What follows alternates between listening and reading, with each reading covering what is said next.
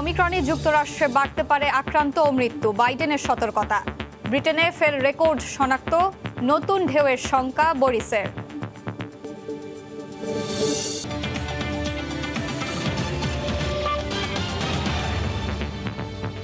আন্তর্জাতিক সময় সঙ্গে আছি আমি এশা হোসেন।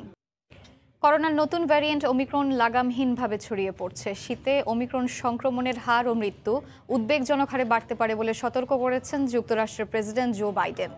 এ সময় ভ্যারিয়েন্টটি মোকাবিলায় টিকার বুস্টার ডোজ গ্রহণের উপর জোর দেন বাইডেন। একই কথা বলছেন বিশেষজ্ঞরাও। এদিকে ইউরোপীয় দেশগুলো এরই মধ্যে 5 থেকে 11 বছর বয়সীদের করোনার টিকা দেওয়া শুরু করেছে। ধারণার চেয়েও দ্রুত গতিতে ছড়িয়ে পড়ছে ওমিক্রন ভ্যারিয়েন্ট। এরই মধ্যে বিশ্বের কয়েকটি দেশে সংক্রমণের হার উদ্বেগজনক পর্যায়ে পৌঁছেছে। এতে আতঙ্কও বাড়ছে। যুক্তরাষ্ট্রে ওমিক্রন সংক্রমণের হার ও মৃত্যুর সংখ্যা চলতি বছর শীতে আরও বাড়তে পারে বলে সতর্ক করেছেন প্রেসিডেন্ট জো বাইডেন। বৃহস্পতিবার এক সংবাদ সম্মেলনে ভ্যারিয়েন্টটি মোকাবিলায় টিকার বুস্টার ডোজ গ্রহণের ওপর জোর দেন তিনি। করোনার নতুন এই ভ্যারিয়েন্ট মোকাবেলায় আমাদের হাতিয়ার হলো টিকা। সবাইকে টিকা নিতে হবে। যারা 2 ডোজ টিকা নিয়েছেন তারা বুস্টার ডোজ নিন। বৃহস্পতিবার G7 জোট ওমিক্রনকে বৈশ্বিক জনস্বাস্থ্যের জন্য হুমকি বলে সতর্ক করেন। এর পরপরই এমন বার্তা দিলেন জো বাইডেন। এদিকে একই কথা বলছেন বিভিন্ন দেশের বিশেষজ্ঞরাও। যুক্তরাষ্ট্র সহ বিভিন্ন দেশে বাড়তে পারে ওমিক্রন সংক্রমণের হার। পরিস্থিতি মোকাবেলায় টিকা গ্রহণের পরামর্শ দিয়েছেন তারা। এরই মধ্যে বিশ্বের বেশ কিছু দেশ টিকা কার্যক্রমের ওপর জোর দিতে নানা পদক্ষেপ নিয়েছে। ইউরোপের বিভিন্ন দেশে ওমিক্রনের দাপট বাড়তে পারে আশঙ্কা করছেন স্বাস্থ্য বিশেষজ্ঞরা। তাই করোনা মোকাবিলায় ইতোমধ্যে বেশ কয়েকটি দেশে 5 থেকে 11 বছর বয়সী শিশুদের টিকাদান কার্যক্রম শুরু হয়েছে। এ তালিকায় রয়েছে Hungary, Spain, Lithuania, Greece, Slovenia ও জার্মানি। বেশিরভাগ ক্ষেত্রেই ফাইজার বা বায়োএনটেকের টিকা দেওয়া হচ্ছে। এদিকে ভারতে ওমিক্রন সংক্রমণের সংখ্যা বেড়েই চলেছে। বৃহস্পতিবার সকালে ভারতের দিল্লিতে একদিনে 10 জনের দেহে ওমিক্রন শনাক্তের খবর পাওয়া গেছে।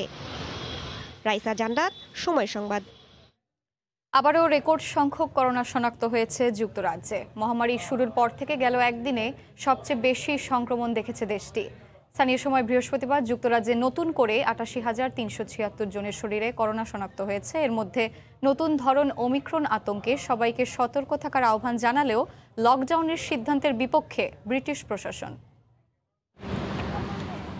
আগের সব রেকর্ড ছাড়িয়ে গেছে যুক্তরাজ্যে করোনা শনাক্তের সংখ্যা। বৃহস্পতিবার যুক্তরাজ্যে নতুন করে 88,376 জনের শরীরে করোনা শনাক্ত হয়েছে। একদিন আগেও যা ছিল 78,000। চলতি বছরের জানুয়ারিতে যুক্তরাজ্যে একদিনে সর্বোচ্চ 68,053 জনের করোনা শনাক্ত হয়েছিল।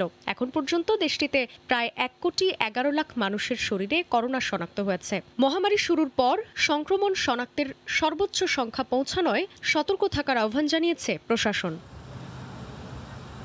করোনার আগের ধরনগুলোর সঙ্গে তুলনা করলে আগামী কয়েকদিনে সংক্রমণের হার নাগালের বাইরেও চলে যেতে পারে। বড়দিনের উৎসব ঘিরে আক্রান্ত আরও বাড়ার আশঙ্কা করছেন সংশ্লিষ্টরা। এদিকে ওমিক্রন আতঙ্কে যুক্তরাজ্যে দেশটিতে করোনার নতুন ঢেউ আঘাত হানতে পারে বলে হুঁশিয়ার করেছেন প্রধানমন্ত্রী বরিস জনসন। তবে সংক্রমণ মোকাবেলায় নতুন করে বিধিনিষেধ জারির পক্ষে নন যুক্তরাজ্যের শতাধিক আইন প্রণেতা। এখনই লকডাউন জারির কোনো সিদ্ধান্ত নেই বলেও জানিয়েছেন ব্রিটিশ প্রধানমন্ত্রী।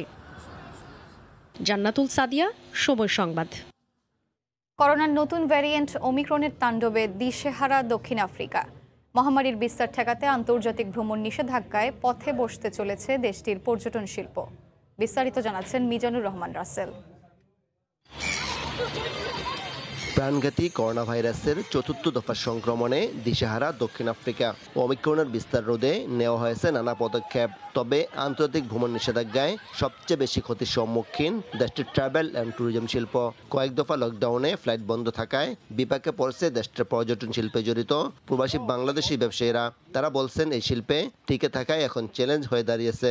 করোনার শুরু থেকে পর্যন্ত আমরা যারা ট্রাভেল ও ট্যুরিজম বিজনেসের সাথে জড়িত আছি তারা এই ভ্রমণ নিষেধাজ্ঞার কারণে যথেষ্ট ক্ষতিগ্রস্ত হয়েছি। অদূর ভবিষ্যতে এভাবে চলতে থাকলে আমরা আমাদের অফিস খরচ, স্টাফ খরচ দিয়ে টিকে থাকতে পারবো কিনা সন্দেহ আছে। দক্ষিণ আফ্রিকার অর্থনৈতিক উন্নয়নের অন্যতম এই খাতে কর্মসংস্থান হারানোর শঙ্কাও করেছেন অনেকে। দক্ষিণ আফ্রিকায় করোনা ভাইরাস বিস্তার রোধে আন্তর্জাতিক নিষেধাজ্ঞায় সবচেয়ে বেশি ক্ষতিগ্রস্ত হচ্ছে ট্রাভেলস এবং ট্যুরিজম শিল্পে জড়িত প্রবাসী বাংলাদেশি ব্যবসায়ীরা। এদিকে ট্যুরিজম শিল্পকে টিকিয়ে রাখতে সরকারের প্রতি প্রণোদনার আহ্বান জানিয়েছেন খাত সংশ্লিষ্টরা। শীঘ্রই বিকল্প উপায় বের করে ভ্রমণ নিষেধাজ্ঞা শিথিল করার দাবি তাদের। দক্ষিণ আফ্রিকায় প্রাণঘাতী করোনার চতুর্থ দফা সংক্রমণের বিস্তার রোধে আন্তর্জাতিক ভ্রমণ নিষেধাজ্ঞায় বড় ধরনের আর্থিক সংকটে পড়বেন দেশটির ট্রাভেল অ্যান্ড ট্যুরিজম শিল্প। আর এই নিষেধাজ্ঞা দীর্ঘদিন চলতে থাকলে অসংখ্য মানুষের কর্মহারানোর আশঙ্কা প্রকাশ করছেন এই শিল্পের সঙ্গে জড়িতরা। দক্ষিণ আফ্রিকা থেকে মিজানুর রহমান রাসেল, সময় সংবাদ। আগামী 19 ডিসেম্বর ভারতের কলকাতা পৌরসভা নির্বাচনের ভোট গ্রহণ। নির্বাচনকে সামনে রেখে শেষ মুহূর্তে প্রচারণায় ব্যস্ত রাজনৈতিক দলগুলো। প্রচারণার খবর জানাতে এই মুহূর্তে কলকাতার কর্পোরেশন ভবনের সামনে আছেন সহকর্মী সুব্রত আচার্য। আমরা সরাসরি চলে যাচ্ছি তার কাছে। সুব্রত। এশা, আপনাকে ধন্যবাদ। এশা, পশ্চিমবঙ্গের শাসন ব্যবস্থায় মূল দুটো বাড়িকে প্রাধান্য দেয়া হয়, একটি নবান্ন এবং আরেকটি আমি যেখানটা দাঁড়িয়ে রয়েছি তার ঠিক আমার পেছনে যে লাল বাড়িটি, এটি ছোট লাল বাড়ি। আর আগামী কয়েক ঘন্টা পর অর্থাৎ 19শে ডিসেম্বর সকালে কিন্তু এই লাল বাড়ি দখলের লড়াইয়ে কলকাতার 40 লক্ষ ভোটার তাদের রায় প্রদান করবেন। এবং আপনি জানেন যে কলকাতা কর্পোরেশন, কলকাতা পৌর সংস্থা একটি ঐতিহাসিক নগর ব্যবস্থাপনা সংস্থা বলেই কিন্তু দেশ বিদেশে পরিচিত। আর এখানে এই লালবাড়ির যে লড়াই, সেই লড়াইয়ে কিন্তু দখলের লড়াইয়ে কিন্তু সামিল রাজ্যের শাসক, এই লালবাড়ির বর্তমান শাসক তৃণমূল কংগ্রেস এবং তাদের প্রধান বিরোধী দল বিজেপি, অবশ্যই বামফ্রন্ট, কংগ্রেস সহ অন্যান্য রাজনৈতিক দলগুলো। ইতিমধ্যেই জানেন যে প্রচারণা আর কয়েক ঘন্টার মধ্যে শেষ হবে। ফলত দেখা গিয়েছে যে শেষ পর্বে সবাই মোটামুটি ভাবে প্রত্যেকটি ওয়ার্ডের অলিগলিতে চষে বেরিয়েছেন। আপনি জানেন যে কলকাতা কর্পোরেশনের যে বিস্তার সেটি 204 বর্গ কিলোমিটার এলাকা জুড়ে। অত্যন্ত এখানে 144টি ওয়ার্ড রয়েছে, 12টি বড়ো রয়েছে ও সিগনিফিকেন্ট। উত্তর থেকে দক্ষিণ, দক্ষিণ থেকে উত্তর, সমস্ত আমরা শেষ দেখেছি 15 দিন প্রচারণা হয়েছে। তবে বলাই বাহুল্য, আপনি জানেন যে চলতি বছরে মে মাসে তৃতীয়বারের মতো রাজ্যের শাসন ব্যবস্থায় এসেছেন মমতা বন্দ্যোপাধ্যায় এবং তৃণমূল কংগ্রেস।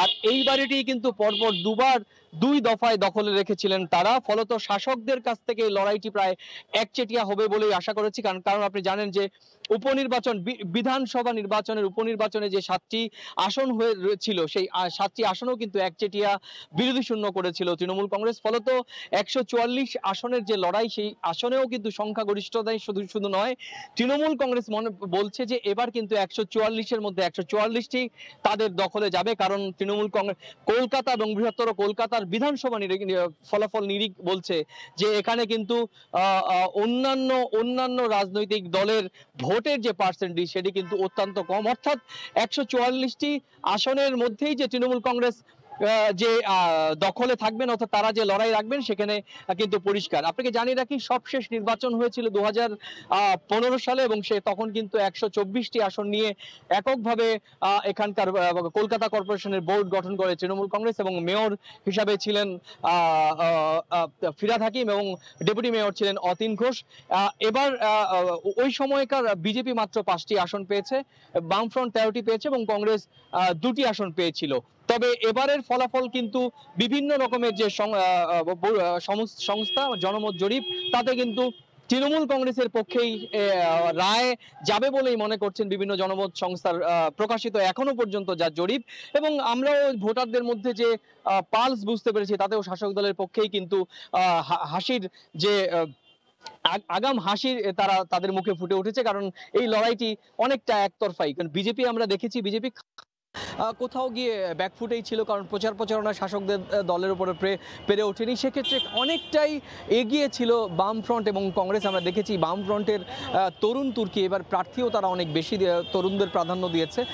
তারা কিন্তু প্রচারণা অনেকটা এগিয়ে ছিল। যতটা কিন্তু বিধানসভা নির্বাচন আমরা দেখেছি বিজেপির পক্ষে যে নির্বাচনী মাঠ দখল করার, যে মাটি কামড়ে লড়াই করার যে প্রবণতা, সেটি কিন্তু কলকাতা কর্পোরেশনের নির্বাচনে আমরা কিন্তু বিজেপির যে নেতা মহিলাদের পক্ষে যেরকম ভাবে প্রচার প্রচারণা হওয়ার কথা ছিল সেটি কিন্তু আমরা দেখিনি। তো যাই হোক, দিন শেষে আমরা 19 তারিখের দিকে অবশ্যই কলকাতার মানুষ সহ রাজ্যের মানুষ তাকিয়ে রয়েছে, কারণ এখানকার 40 লক্ষ ভোটার নির্বিঘ্নে ভোট দিতে পারবেন এমনটাই অনেকে মনে করছেন। যদিও বিজেপি অভিযোগ করেছে যে নির্বাচনী যে পরিবেশ সহিংসতা হবে এবং সহিংসতা এড়ানোর জন্য ইতিমধ্যে কলকাতা পুলিশ এবং নির্বাচন কমিশন কঠোর ব্যবস্থা করেছে। আপনি যেখানে ভোট গ্রহণ করা হবে তার কেন্দ্রের 200 মিটারের মধ্যে কিন্তু 144 ধারা জারি করা হয়েছে এবং সেক্ষেত্রে নিশ্চিদ্র নিরাপত্তা ব্যবস্থা সব দিকে আঁটোসাঁটো করা হয়েছে। নির্বাচন কমিশন সরাসরি ভোট কেন্দ্র থেকে সিসি ক্যামেরার মাধ্যমে ভোট দান প্রক্রিয়াটি শেষ করবে। তো সব মিলিয়ে 19 তারিখের ভোট দানের প্রক্রিয়াটা এখন শুধুমাত্র সময়ের অপেক্ষা এবং আপনি জানেন যে 21 তারিখে এই যে ভোটের ফল সেটি কিন্তু প্রকাশ করবে। সব মিলে আমার কাছে এই ছিল যে নির্বাচনী প্রচারণা শেষ এবং ভোট দানের যে সবশেষ উৎসবমুখর পরিবেশ আমার কাছে থাকা সে সংক্রান্ত সবশেষ। এশা, কলকাতা পৌরসভা নির্বাচনের প্রচারণার খবর জানাচ্ছিলেন কলকাতা থেকে সহকর্মী সুব্রত আচার্য। করোনার সংক্রমণ বাড়লেও জমজমাট ফিনল্যান্ডের সান্তার শহর রোভেনিমি। সান্তা ক্লজ আর তুষারপাত দেখতে শহরটিতে ভিড় করেছে বিভিন্ন দেশের পর্যটকরা। করোনার কারণে দেশটিতে পর্যটন খাতে কিছুটা ভাটা পড়লেও বড়দিনকে সামনে রেখে ফের চাঙ্গা হয়ে উঠেছে পর্যটন কেন্দ্রগুলো।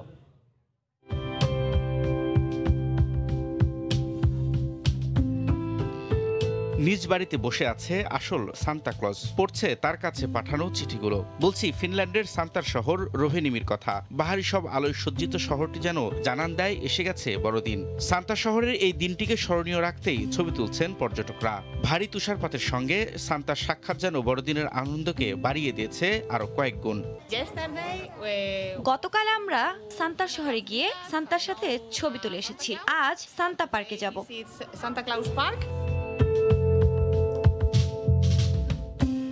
বাড়িতে বসে চিঠির উত্তরের পাশাপাশি উপহার সামগ্রীও দিচ্ছে সান্তা।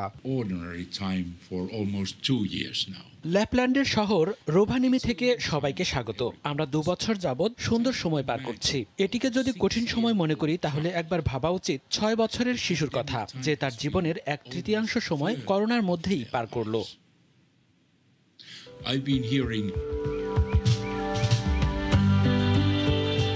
ল্যাপল্যান্ডের শহর লোভানিমিকে বলা হয় সান্তার শহর। গেল 2 বছর করোনা মহামারীর কারণে পর্যটন খাতে ধস নামলেও আসন্ন বড়দিনকে সামনে রেখে দেশটিতে ভিড় করছেন বিভিন্ন দেশের পর্যটক।